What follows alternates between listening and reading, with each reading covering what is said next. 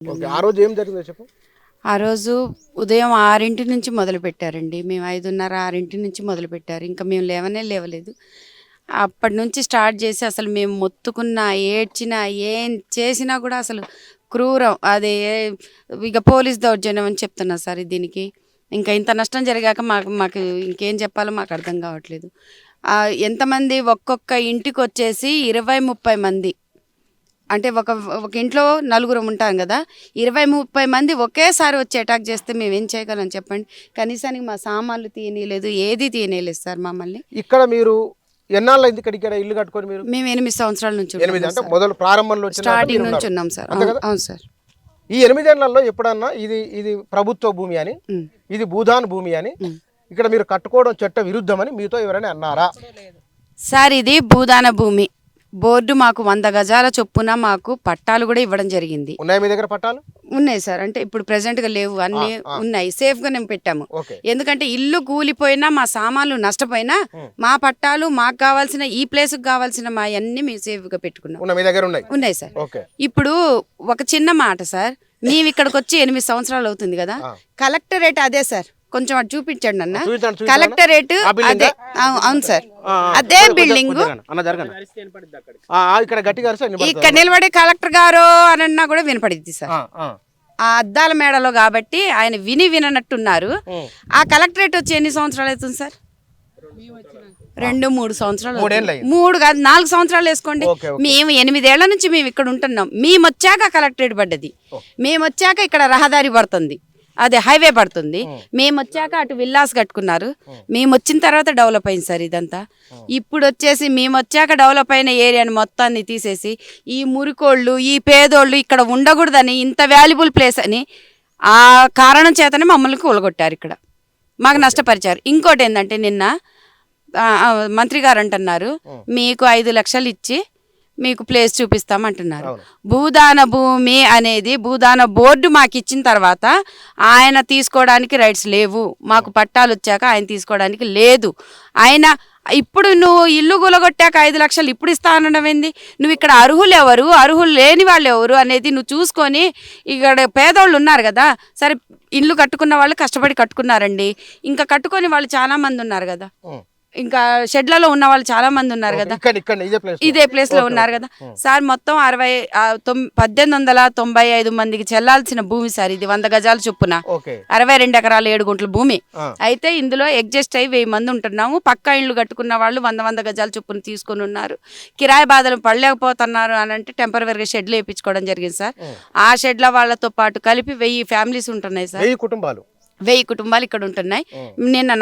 మొన్న నష్టపోయిన వాళ్ళంతా కూడా 1000 ఫ్యామిలీస్ సార్. ఇక్కడ మీరు కట్టుకున్న ఇండ్లలో ఎన్ని లక్షలు ఖర్చు అయింది? అంటే కొందరు రేకుల షెడ్ వేసుకున్న వాళ్ళు కొందరు ఉన్నారు. అవును సార్.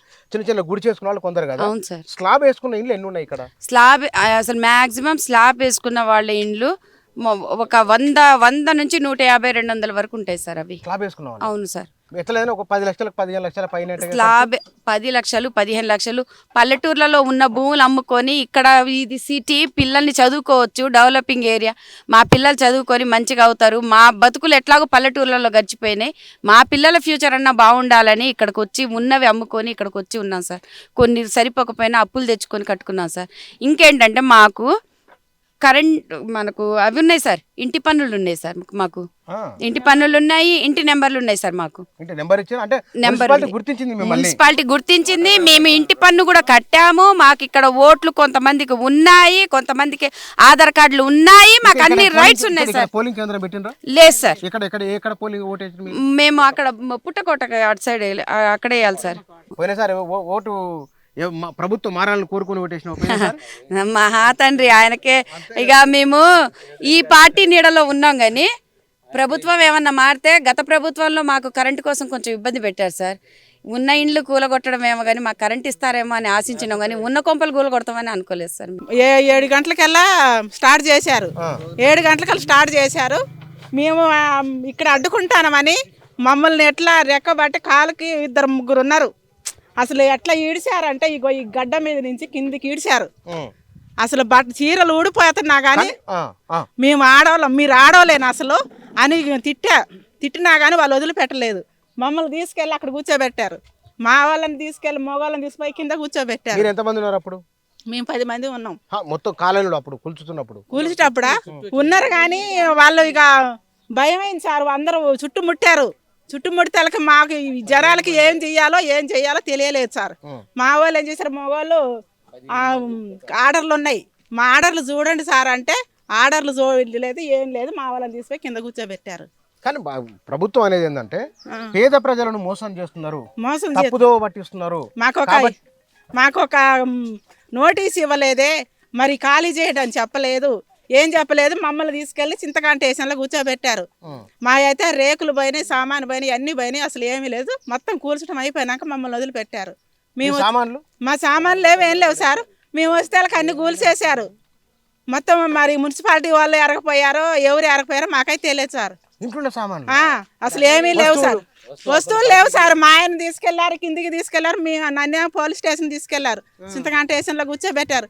ఆ సార్ వాళ్ళని, పోలీసు వాళ్ళని కూడా అడిగినాం, ఏంటి సార్ మా ఆయన తీసుకెళ్లారు, మరి నన్ను ఇక్కడ తీసుకొచ్చారు, మమ్మల్ని మా సామాన్ని ఎవరు తీయాలి సార్ అంటే, లేదమ్మా మున్సిపాలిటీ వాళ్ళు సూదితో అక్కడ పెడతారు అని అన్నారు. ఏం పెట్టారు, వాళ్ళు వచ్చారు, మున్సిపాలిటీ వాళ్ళు వచ్చారు, ఈ బాతిని వాళ్ళు వచ్చి మొత్తం ఎరగపోయారు. ఏమున్నాయి, మేమేం ఎందులో వండుకోవాలి, మా ఇప్పుడు చెట్ల కింద ఉండాల్సి వస్తుంది.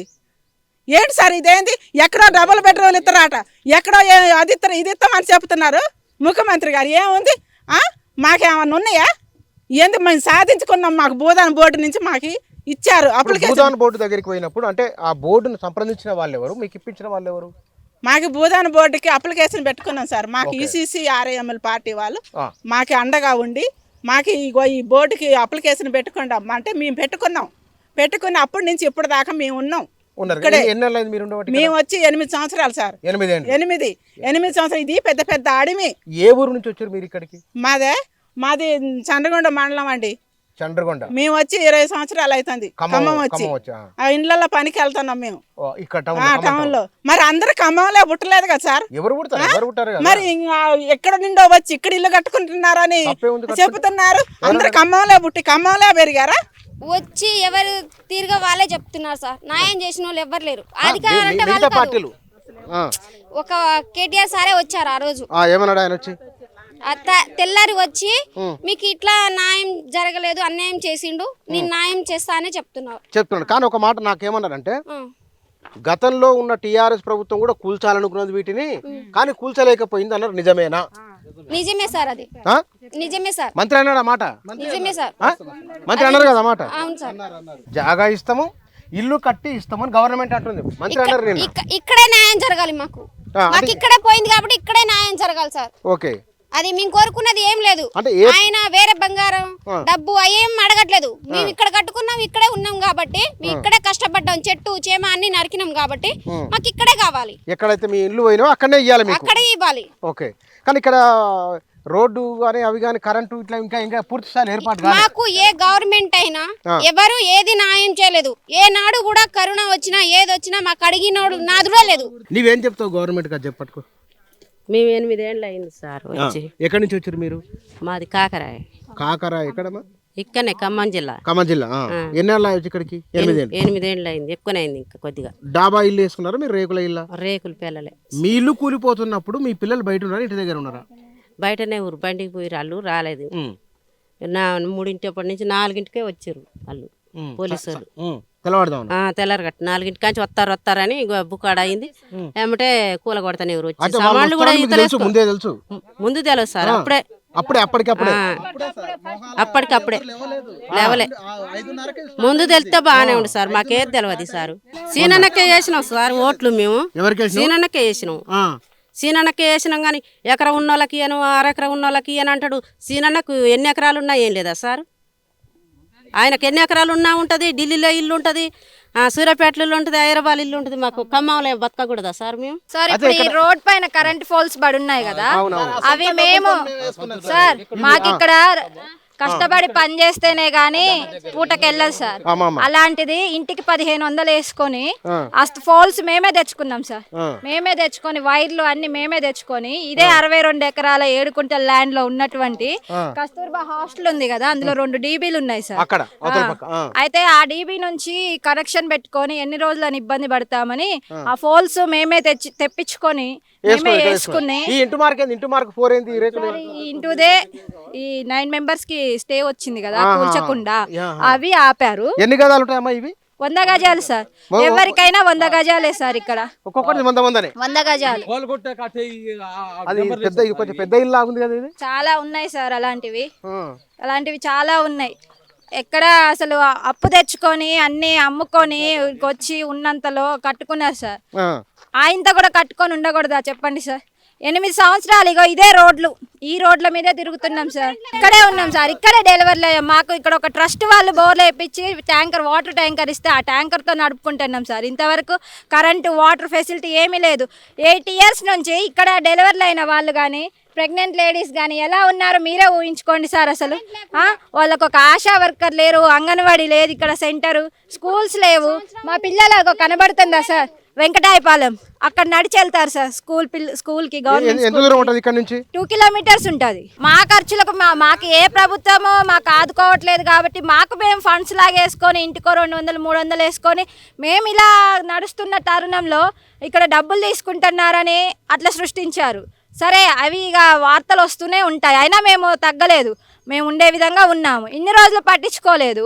మాకు నిజంగా మేము అదే ఇల్లీగల్గా ఇదే ప్రభుత్వ ల్యాండ్లో ఉంటున్నామంటే మేము ఇక్కడ ఇల్లు లేచిన 1 నెలకే మమ్మల్ని ఇక్కడ నుంచి పంపించేయాలి, లేదా 1 సంవత్సరానికి ఇక్కడ నుంచి తీసేసినా బాగుండేది. లేదా నిజంగా మీరు ఇబ్బంది పడకూడదమ్మ ప్రజలు అనేసి మాకు వేరే చోట అకామిడేషన్ అరేంజ్ చేసన్నా, మమ్మల్ని జాగ్రత్తగా అక్కడికి పంపించైనా, ఇక్కడ కూల్చివేతలు జరిపినా బాగుండేది కదా. మరి మాకు ఏ ఇన్ఫర్మేషన్ ఇవ్వకుండా ఇదంతా చేసేసి ఇప్పుడు మేము రోడ్డు మీద ఉంటున్నాం సార్. అక్కడ అంబేద్కర్ భవన్లో షెల్టర్ ఇచ్చామంటున్నారు. అక్కడికి వచ్చి చూడండి అక్కడ పరిస్థితులు ఎలా ఉన్నాయో. పడుకోవడానికి, తినడానికి, అక్కడ పడుకోవడానికి, అసలు లేడీస్కి వాష్రూమ్స్కి కానీ ఎంత ఇబ్బంది పడుతున్నారో తెలుసా? అసలు అక్కడ పరిస్థితి చూడలేరు. దోమలు కానీ, చిన్న చిన్న పిల్లలు, డెలివరీ అయిన వాళ్ళు కూడా అక్కడే ఉన్నారు. ఎంతమంది ఉంటారు అక్కడ? 2, 3 ఉన్నారు సార్. చిన్న చిన్న పిల్లలు ఏరియా వాళ్ళంతా అక్కడే ఉన్నారు. ఇప్పుడు అక్కడే ఉన్నారు సార్, అక్కడే ఉన్నారు. రోడ్డు మీదే బతుకుతున్నారు సార్ అక్కడ. అమ్మా, ఏం పేరు నీ పేరు? నా పేరు జయమ్మ. జయమ్మ, మేము లక్షలు కట్టినామని చెప్తున్నారన్న. లక్షలు నారాయణ కాలేజీలో పనిచేస్తానన్న. 250 రూపాయలు ఇస్తారు. 250 రూపాయలు ఇస్తారు పని చేస్తే. 250లో నుంచి మాకు లక్షలు కావాలంటే ఎన్ని రోజులు పని చేస్తే లక్షలు అవుతాయి? మాట్లాడితే వాళ్ళు లక్షలు కట్టారు, మీరు లక్షలు కట్టారని చెప్తున్నారు. మాకు కూలి పని చేస్తే ఇంట్లో వెళ్ళటానికే డబ్బులు సరిపోవట్లేదు. అలాంటి మేము లక్షలు కట్టగలుగుతామా? లక్షలు కట్టారు, మీరు లక్షలు కట్టారు, అందుకే కూల్చినవని చెప్తున్నారంట. అసలు లక్షలు ఆ నుంచి వస్తాయన్న. మాకు మేము తినడానికే పోలేదు కానీ లక్షలు మేము ఎట్ట కట్టగలుగుతాం? అసలు ఒక్కళ్ళిద్దరు ఏదో మాకు నీడు లేకుండా చేయడం కోసం వాళ్ళు అట్లా చెప్తున్నారో ఏమో మాకు తెలియట్లేదు. కానీ మాకు 250 రూపాయలు ఇస్తారన్న. నారాయణ కాలేజీలో పనిచేస్తాం. పొద్దుటీలు 6ంటికి పోతే సాయంత్రం 6ంటికి వస్తాం. రోజుకు 250. 8,000 ఇస్తారన్న. నెలకి 8,000 ఇస్తారు. రోజు పొద్దుటీలు 6 గంటలకు పోవాలి, సాయంత్రం 6 గంటలకు వస్తాం. కానీ ప్రభుత్వ ఉద్దేశం ఏమై ఉండొచ్చు అని మీరు అనుకుంటున్నారు? మీ ఇల్లు తొలగించడానికి అసలు ఏం తెలియదు. మీకు ఇప్పుడు లక్షల రూపాయలు పెట్టే శక్తి మీకు లేదు, అది అర్థమైతేనే ఉన్నది. ప్రభుత్వము ఇందిరమ్మ ఇల్లు ఇస్తాను అంటున్నది, మంత్రి నిన్న చెప్పిన మాట. మరి అక్కడ ఎందువల్ల ప్రభుత్వం మీ ఇల్లు కూల్చిందని మీరు అనుకుంటున్నారు? కారణం ఏమై ఉండొచ్చు తెలియాలి కదా. ఎందుకు మళ్ళీ వేరే కాడి ఇటు ఎందుకన్నా? మేము 5లో ఇప్పుడు ఊళ్ళ కాడి ఇల్లు కొద్ది గొప్పంటా 2 సంవత్సరాలు చూసినాం. 1 సంవత్సరం వేసుకుంటే గాలిదుమ్ములు, పెద్ద గాలిదుమ్ములు వచ్చి రేకులు లేచిపోయింది. మళ్ళీ వేసుకుంటే మళ్ళీ కూలిపోయినాయి. మళ్ళీ కూలిపోతే 2 సంవత్సరాల తర్వాత ఇంగిట్టనే కూలిపోతున్నాయి. ఎన్ని సంవత్సరాలు నేను వేసుకునేవి, ఎన్నిసార్లు మార్చుకునేవని ఈ ఊళ్ళల్లో చిన్న చిన్న ఇళ్ళు ఉంటాయి, అమ్ముకొచ్చుకొని 7 ఇల్లు కట్టుకున్నాం. అసలు ఇప్పుడు అటు పోవటానికి లేదు, ఇటు పోవటానికి లేదు. ఈ బంగ్లాలో ఉందామంటే ఒక్కళ్ళం కాదు, 2 కాదు, వేలాది కుటుంబాలు ఉన్నాయి. అసలు పండుకోవటానికి ఇల్లు లేదు. 2 రోజులు ఉంటే చచ్చిపోతామేమని అనిపిస్తుంది మాకు. ఇప్పటికే అసలు చేత కట్టలేదు. ఇప్పుడు 4 రోజుల నుంచి అన్నం తింటున్నాం కానీ అది ఏమవుతుందో కూడా తెలియట్లేదు. ఇంకా 2 రోజులు ఇక్కడే ఉంటాం, మేము చచ్చిపోతాం కూడా. అదే మా ఇళ్లలో అసలు కొక్కిళ్ళల్లో చచ్చిపోయినట్టయితే ఇంకో కొంతమంది కానీ ఇల్లు ఆగేయేమని అనిపిస్తుంది. అసలు మేము అసలు తప్పు చేసినామన్నా. అక్కడే కిరసనాలు పోసుకొని ఆడే చచ్చిపోయినట్టయితే పెట్రోల్ పోసుకొని నా ప్రాణం, ఒక్క ప్రాణం పోయేది. అందరికన్నా ఆగేయేమని అనిపిస్తుంది. అందరికన్నా ఇల్లు, నా ఒక్కదాని గురించి అందరికి ఇల్లు ఆగేయమనిపిస్తుంది అన్న. అసలుకి ఇప్పుడు ఎటు పోయాం, ఏడు ఉండలేకపోతున్నాం. ఆడిపోతే ఆడ రానిత్తలేదు, ఏడపోయేమిగా. ఒక్క కుటుంబంలో ఇద్దరు అన్నదమ్ములు ఉంటేనే ఉండాలి ఎవరన్నా. ఒక్క భవన్లో ఇంతమంది అట్లా ఎన్ని రోజులు ఉండేవు, ఎన్ని రోజులు ఉండాలా? మేము ఉండగలుగుతాము? ఒక్క కుటుంబంలో ఇద్దరు అన్నదమ్ములు ఉండలేము. అంతమంది జనం నైట్కి 1 పోవాలన్నా 2 పోవాలన్నా పడుకోవాలన్నా ఇంతమంది ఎట్లా పడుకునేము, ఎన్ని రోజులు ఉండేము. అన్నం పెడుతున్నారు పాపం, దాతలు వచ్చి పెడుతున్నారు. కానీ తిన్నగానే అసలుకి ఇంకా మాకు తిన్నది అనిపించట్లేదు. ఇక చచ్చిపోతామేమో అనిపిస్తుంది. రోజుకు రోజు ఏడ్చి మాకు ఇంకా కళ్ళ మండీలు రావట్లేదు. ఇక 2 రోజులు అయితే ఉన్న మాట కూడా రాదన్న మాకు. మాకు దయచేసి అసలు తొందరగా ఇది సొల్యూషన్గా అయ్యేటట్టుగా మేము మీడియా మిత్రులు చేస్తారు, మాకు తెలుసు. మీడియా మిత్రులు చేయబట్టే మేము ఇక్కడ దాకా వచ్చినాం. కానీ మీకు దండం పెడతామన్నా, మాకు ఎక్కడైనా మంచి ఇల్లు మా జాగాలో మాకు ఇల్లు ఇచ్చేటట్టు, మాకు అక్కడే గుడిసెలు వేసుకోమన్నా కానీ ఇప్పుడు అమాంతంగా పోయి గుడిసెలు వేసుకోవటానికి పట్టా కట్టుకొని ఉన్నా కానీ ఎంతదైనా చాలన్నా అట్టుండగలుగుతాం. ముగ్గురు మాత్రం ఈ జిల్లా వాళ్ళే ఉన్నారు కదమ్మా. అసలు మాకు ఏది తెలియదు అన్న, అసలు కూల కొడతారని కూడా తెలియదు. అదే 2 సంవత్సరాలు రేకులు లేచిపోయినప్పుడు మీరు అరువులు కారమ్మ వెళ్ళిపోండి అంటే అక్కడ ఉన్న గూడు కూడా మేము అట్టనే ఇంటికి వెళ్ళిపోదాం. ఎవరేమనలేదుగా. 8 సంవత్సరాలు పూర్తయ్యి 9వ సంవత్సరం. 9 సంవత్సరాల్లో ఏ లోటు రాంది. ఈ సంవత్సరమే కాంగ్రెస్ రాంగ్లోనే వచ్చేసిందే. అప్పుడు కేసీఆర్ ఉండగా కూలగొట్టలేదు. సరే ఆయన ఇబ్బందులు పెట్టిండు, ఆయన కూలగొట్టలేదు. వీళ్ళు తక్షణం రాటమే కూలగొట్టడం స్టార్ట్ చేస్తారా? ఫస్ట్ అప్పట్లో మీకు 2 సంవత్సరాలు అప్పుడు ప్రభుత్వమేగా, అప్పుడు గవర్నమెంటేగా. ఆ గవర్నమెంట్ అప్పుడే కూలగొట్టినట్టయితే మీరు కాదమ్మా, మీరు భూదాన భూమి ఇది కాదు, మీరు వద్దు ఏడని వెళ్ళిపోవంటే మేము ఎమ్మటే వెళ్ళిపోదుగా. ఇప్పుడు ఇంత బాధపడం కన్నా మౌనంగా ఉండి ఇప్పుడు కూర్చోడం ఎందుకు, కారణం ఏమై ఉండొచ్చు అంటున్నా. మాకు అసలు మాకెట తెలిసిద్దన్నా, మేము పేదలంగా, మేము పని చేస్తే బతికేటోళ్ళం. మేము రాజకీయం చేసేటోళ్ళం కాదుగా. మాకు ఎట్లా తెలిసిద్దన్నా ఏం చేస్తున్నారు, ఏ కుట్ర చేస్తున్నారు. మీకు దండం పెడతామన్నా మా ఇళ్ళ జాగ మాకు. నాకు ఇద్దరు ఒక అమ్మాయి ఒక అబ్బాయి అయితే హార్ట్ ప్రాబ్లం, అమ్మాయికి చూపించుకోలేని పరిస్థితి మాది. అమ్మాయిని చూపించుకోలేక చచ్చిపోయింది. అబ్బాయి ఒక్కడి తెస్తే అప్పటి నుంచి ఒంట్లో మంచిగా ఉండట్లేదు అన్న. సంవత్సరం అయింది పాప చచ్చిపోయింది. అసలుకి ఇల్లు బాగొట్టుకొని అటు బిడ్డను బాగొట్టుకొని ఒక్క బాబు. అసలు ఎన్ని కష్టాలన్నా మాకు. ఉండటానికి ఇప్పుడు ఇల్లు లేదు. మేమేం చేసాము? అక్రమంగా అప్పుడు వేరే డబ్బులు కట్టితే ఆమె డబ్బులు కట్టించిందని నేను 2 నెలలు జైల్లో ఉండొచ్చిన. ఎందుకు? అక్రమం కేసు పెట్టి 2 నెలలు జైల్లో పెట్టారు. ఏం చేసినామని?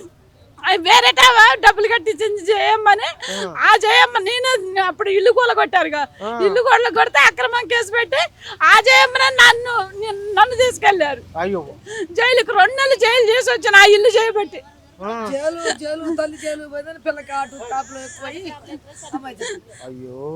అసలు ఎన్ని కష్టాలు పడుతున్నామన్నా. అసలు అప్పుడు ఫస్ట్ ఇచ్చినట్టయితే నా బిడ్డ చచ్చిపోకపోయేది. అదే ఇల్లు అమ్ముకొని నా బిడ్డకు చూపించుకుంది. అసలు ఆ పిల్లని చూపించుకోవడానికి డబ్బులు లేవు, ఆ ఇల్లు లేదు. ఇప్పుడు నా పరిస్థితి ఏంది? నేను ఎటు పోయాను? సమాధానం మరి గవర్నమెంట్ నిజంగానే ఇట్లాంటి వాళ్ళు చాలా మంది ఇక్కడ ఉన్న వందల మంది దాదాపు ఇట్లాంటి కండిషన్ లోనే ఉన్నారు. అన్నం పెడతామన్నా రేవంత్ రెడ్డి అన్న, మా సమస్యలు నువ్వే తీరవాలా. సీనన్న నీ ఫోటో మా ఇంట్లో కూడా ఉందన్న, నిన్న కూలగొట్టేటప్పుడు పగిలిపోయింది. ఇట్లాంటి టైం ఆ గడియారంలో చూస్తామని మేము నిజంగా అనుకోలేదు. లేతే ఆయన మాకు ఎప్పుడు కూలి పోవాలన్నది అన్న. 6ంటికి వెళ్ళాలిగా, రాత్రి 4 గంటల కాడి నుంచి చూస్తాం ఆయన మాకు. అసలు ఇప్పుడు ఆయన మగం అవపడతలేదు, ఆయన అవపడతలేదు. ఇన్ని రోజులు ఇన్ని కష్టాలు పడుతున్నాం, ఎంతమంది వస్తున్నారు. ఆయన ఒక్కసారి కూడా రాలేదు మా కాడికి. ఆ ఫోటోలో కూడా అవపెట్టడానికి ఫోటో కూడా లేదు, గడియారం లేదు. ఫోటోలో ఎట్ట అవపడతాడు? మీరు ఇల్లు కూల్చినప్పుడు మీరు హాస్పిటల్లో ఉన్నారు? హాస్పిటల్లో ఉన్నాం. కనీసం మాకేం కూడా మిగల, పాపకి వేసుకోవటానికి కూడా బట్టలు కదా, ఏది కూడా గిన్నెలు కూడా మాకేం మిగలలేదు. ఏమీ లేవు మాకు. అసలు ఇప్పుడు ఉన్న ఇల్లు పోయింది చేతిలో. అది సరే వండుకోవటానికి 4 గిన్నెలు కూడా ఏమీ లేకుండా అయిపోయింది మాకు. ఇప్పుడు ఏమీ లేదు ఇప్పుడు ఒక్కటి కూడా మిగలలేదు మాకు. మీ దగ్గరికి ఎవరైనా వచ్చి మాట్లాడతారా? అది మా ఆఫీసర్లు ఎవరైనా వచ్చిండ్రా? వస్తున్నారు మాట్లాడుతున్నారు. మేము చూస్తామమ్మా మీ సాయం చేస్తాం అంటున్నారు. రోజుకి ఒక 5-6 వస్తున్నారు. కానీ ఎవరు మాకు ఇంతవరకు మేలు చేసింది ఇప్పుడు వారమైంది మేము ఇక్కడికి వచ్చి కట్టుకున్న గుడ్డలతోటే ఉన్నాం ఇక్కడ. కనీసం మరి పాపకు కూడా మరి బాగలేదు కదా అని ఒక్కరు కూడా వచ్చింది లేదు, చేసింది లేదు. మాకు ఏం పని చేస్తావు? కూలి పని, మట్టి పని చేసుకుంటాం. మీ ఆయన? మా ఆయన కూడా సార్. ఓకే, మీ ఆయన ఎక్కడ వెళ్ళి ఇప్పుడు? మా ఆయన పిల్లలకు మందులకు పైసలు లేవు సార్. మందులకు పైసలు లేవని కూలి పనికి వెళ్ళారు సార్. కూలి పని అడ్డ మీద పోయిండు. ఏం పేరు పెట్టినావు పాపకు? పూర్ణిమ సార్. పూర్ణిమ. ఎంతమంది పిల్లలు ఉంటారమ్మా ఇట్లాంటి వాళ్ళు మీద అక్కడ వెలుగుమట్ల? ఉన్నారు సార్, 40 మంది పైన ఉంటారు సార్. చిన్న పిల్లలు. ఇప్పుడు వాళ్ళ రాజుగొండ సార్ వాళ్ళందరూ వాళ్ళే సార్ మొత్తం. అమ్మా వీళ్ళంతా ఒకటే మీకు డాబా ఇల్లా రేకుల ఇల్లా? రేకులే సార్ మా. అంటే మీరు ఏమన్నా అప్పు చేసుకున్నారా దాచుకున్న డబ్బులు? అప్పే సార్, పుస్తలు అమ్ముకోనల్లా తెచ్చుకొని కట్టుకున్నాం సార్ అక్కడ పుస్తలు. మరి అప్పటికప్పుడు అంటే ఎవరు ఇవ్వలేదు సార్ మాకు. మా కాడ మేము కూలి పని చేసుకొని బతికేటోళ్ళం. మాకు ఎక్కడ ఉంటాయి సార్ పైసలు? ఏ రోజు ఆ రోజు మాకు గడిచిపోద్ది. ఒక్కడు వెళ్ళాలి పనికి. 3 పిల్లలు. 3 పిల్లలు? 3 పిల్లలు సార్. మిగతా వాళ్ళు ఎక్కడ? మిగతా వాళ్ళు హాస్టల్లో ఉన్నారు సార్. హాస్టల్లో వాళ్ళు ఒక అమ్మాయి ఏమో 7, అబ్బాయి ఏమో 5. ఓకే, పిల్లలు అక్కడ ఉన్నారు. పిల్లలు తెలుసా మీ పిల్లలకు? మీ ఇల్లు కూలిపోయిన మీ పిల్లలు తెలియదు సార్. పిల్లలు చెప్తే బాధపడతారని ఏం చెప్పలేదు సార్. ఉన్న ఆస్తి లేదంటే ఇంకేమన్నా ఇద్దాం పిల్లలు మళ్ళీ ఆలోచన పెట్టుకొని మళ్ళీ ఇక్కడ కొత్తానని చికా చేస్తారని ఏమైనా పెట్టుకొని బాగా చికా పడుతున్నారు సార్. ఇప్పుడు ఇక్కడ మస్తు డేంజర్ పడుతున్నాం. దోమలకి మంచు పొద్దున కొంచెం లైట్ మంచిగా కుడుతుంది. మంచిగా కూడా పాప బాగోలేక నిమ్మొచ్చి దుబ్బకి పక్కలకి మొత్తం దుబ్బ పట్టిందంటే హాస్పిటల్లో 3 రోజులు ఉంటాయి. వేరే సార్ వాళ్ళు ఎవరో ఒకళ్ళు వచ్చి మాకు హాస్పిటల్లో ట్రీట్మెంట్ మొత్తం ఫ్రీగా చేశారు. మందులకి మాత్రం మేము తీసుకొచ్చుకున్నాం సార్. సగం మందులు తెచ్చాం, ఇంకో సగం రాలేదు పాపకి. ఇంకా మా ఆయన ఇవాళ పొద్దున కూలి. మా సొంత ఊరు పంపింగ్ రోడ్ సార్. ఇక్కడే సార్, మిర్చి మార్కెట్. నిన్న మంత్రి ఏమన్నాడంటే ఇందిరమ్మ ఇల్లు కట్టిస్తాం ఎవరైతే పేదవాళ్ళు ఉన్నారో వాళ్ళకని అన్నాడు. నీకు సమ్మతమేనా అది? మా గుడిసెలు మాకు వస్తే చాలు సారు. వాళ్ళు అందరూ అట్నే అంటున్నారు కానీ మాకేదో ఇంతవరకు అందరూ అదే మాట అంటున్నారు. మేము వచ్చిన కంచి మీకు అవి ఇస్తాం, డబుల్ బెడ్రూమ్ ఇస్తాం, ఇందిరమ్మ ఇల్లు ఇస్తాం అంటున్నారు. కానీ మాకు ఇచ్చినా చాలు. కానీ ఇప్పుడు మళ్ళీ పొయ్యి ఉండమంటే మరి మేము ఎక్కడ పోతాం సార్? ఇప్పుడు మాకు కట్టుకొని సోమతి లేదు, కిరాయిలు గవర్నమెంట్ కట్టిస్తా ఉంటుంది. మరి ఏదైనా మాకు ఏర్పాటు చేయాలి కదా సార్. మరి ఇప్పుడు అంటే మేము ఇటు వెళ్ళలేము కదా. 6 నెలలు టైం పెడుతున్నారు, 7 నెలలు టైం పెడుతున్నారు. మేము ఇటు పోతాం మరి ఇప్పుడు. ఎంత ఖర్చు అయింది ఇల్లు కట్టుకోవడానికి? అయింది 3-4 లక్షలు అయింది. 3-4 లక్షలు? రేకులు ఏం పని చేస్తారు? మట్టి పని చేసుకుంటాం.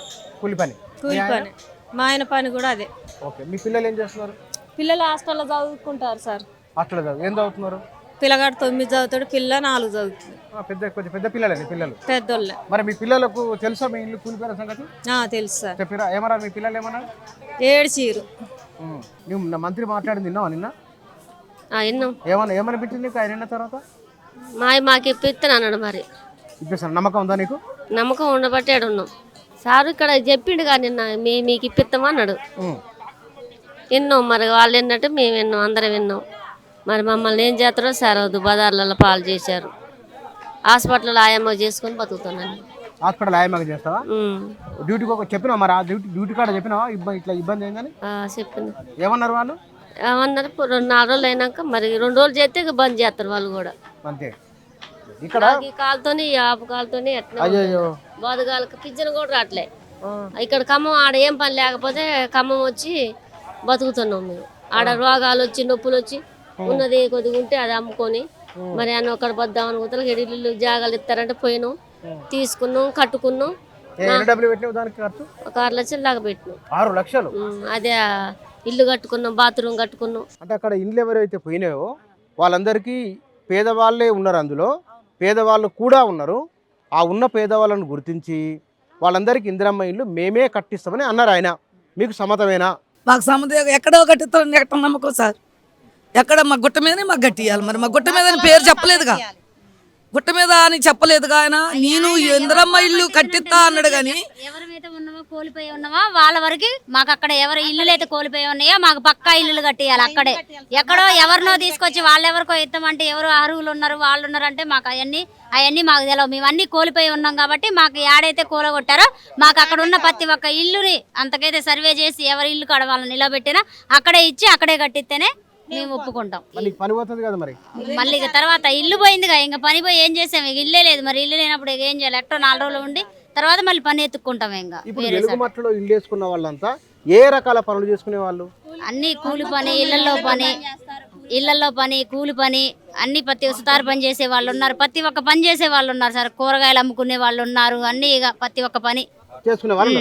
అక్కడ ఎవరైనా ప్రభుత్వ ఉద్యోగాలు చేసుకునే వాళ్ళు కానీ వాళ్ళ సంబంధికుల ఇల్లు ఏమైనా ఉన్నాయా? లేవు. అలాంటి జాబులు చేసుకునే వాళ్ళైతే ఎవరు లేరు సార్. మరి ఆడైతే మాకు తెలిసిన వరకు అయితే లేరు. మరి ఎవరైనా ఉన్నారేమో తెలియదు కానీ అక్కడైతే ఎవరు జాబులు చేసుకునే వాళ్ళైతే లేరు. నీ పేరు ఏం పేరమ్మా? నా పేరు రాణిమ్మ. కొందరు అక్కడ ఇండ్లు కట్టుకోవడం కోసమై 10,000, 20,000, 30,000 నుంచి 5 లక్షలు 6 లక్షల వరకు డబ్బులు చెల్లించాల్సి వచ్చింది అని అన్నారు. నిజమేనా ఆ మాట? మేమైతే ఇయ్యలేదు సార్. ఎవరు ఇచ్చారో ఎవరు ఇయ్యలేదో మాకైతే తెలియదు. మేమైతే ఇయ్యలేదు. మా ఖర్చుల కోసం అది రోడ్లు అవి కరెంటు కోసం అయితే ఒక 10,000, 5,000 అట్లా ఇచ్చినాం కానీ మేమైతే లక్షలు అయితే ఇయ్యలేదు. మాకైతే తెలియదు. మేము పోయినప్పుడైతే మేము ఉన్నప్పుడైతే మేము ఇచ్చినాయి అవి రోడ్ల కోసం కరెంటు కోసం ప్రతి ఒక్కటి మా డబ్బులతోటే మేమే కరెంటు స్తంభాలు కానీ నీళ్లు కానీ ప్రతి ఒక్కటి మా డబ్బులతోటే. అలాంటి వాటికి 10,000, 5,000 అట్లా వేసుకున్నాం కానీ మేమైతే లక్షలు అయితే ఎవరికి ఇయ్యలేదు. అందరూ ఆధార్ కార్డు పట్టుకొని తిరుగుతున్నారు ఎందుకు? ఏం చేద్దాం నాన్న, అమ్మాయి మననే చచ్చిపోయింది.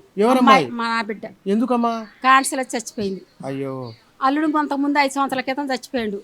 బిడ్డ క్యాన్సర్ వచ్చి చచ్చిపోయింది. బిడ్డకి కొడుకు బిడ్డ పిల్లలు అనాథగా హాస్టల్లో వేసిన హాస్టల్లో వేసిన నేనే అమ్మమ్మని. మరి బిడ్డ అల్లుడు చచ్చిపోయినాక పిల్లగాళ్ళు హాస్టల్ ఉన్నప్పుడు ఇంట్లో నేనే ఉండాలిగా. నేనే ఉండాలిగా. నాకు కొడుకులు లేరు, నాకు బిడ్డలే ఉండారు. ఆ చిన్న బిడ్డ చచ్చిపోయింది. ఒక పెద్ద అమ్మాయి ఉంది, వేరే ఊళ్ళో ఉంది. నేను వచ్చి అమ్మాయి కట్టుకుంది ఇల్లు. బాధలు పడి నేను క్యాన్సర్లో ఉండా, నా పిల్లల్ని ఎవరు రానిస్తారు ఇళ్లలోకి. నేను ఉండగానే నా పిల్లకి ఇల్లు కాలే అడిగి వీళ్ళని అడిగి ఆ సగం పడ్డ గోడలు ఇల్లు ఇడిచిపెట్టిపోతే తీసుకుపోయి ఆ ఇల్లు చూపించి డబ్బులు తీసుకొని నా పిల్ల సామాను మొత్తం నా కొతికలు పట్టుకొని నన్ను చంపుతానని నువ్వు నాకు డబ్బులు తీసుకొచ్చి ఇత్తవయ్యవంటే నేను చచ్చిపోతే నా పిల్లల్ని ఎవరు చూస్తారు, నువ్వు ఇత్తవయ్యవు అని నన్ను వసూలు చేసి ఆ డబ్బులు తీసుకొచ్చి ఆయనకి కట్టి ఆయనకి లచ్చ కట్టింది. కట్టి ఆ డబ్బులు తీసుకొచ్చుకొని సామాన్ అంతా తీసుకొచ్చి తలుపులు కడ్డీలు రేకులు సగం గోడలు కట్టి మరి పిల్లగాళ్ళు దొడ్డికి పోతే ఎట్టనని వరలు తెచ్చుకుంది. ఆ వరలు కూడా వేసుకుని అంత టైం ఇయ్యలే.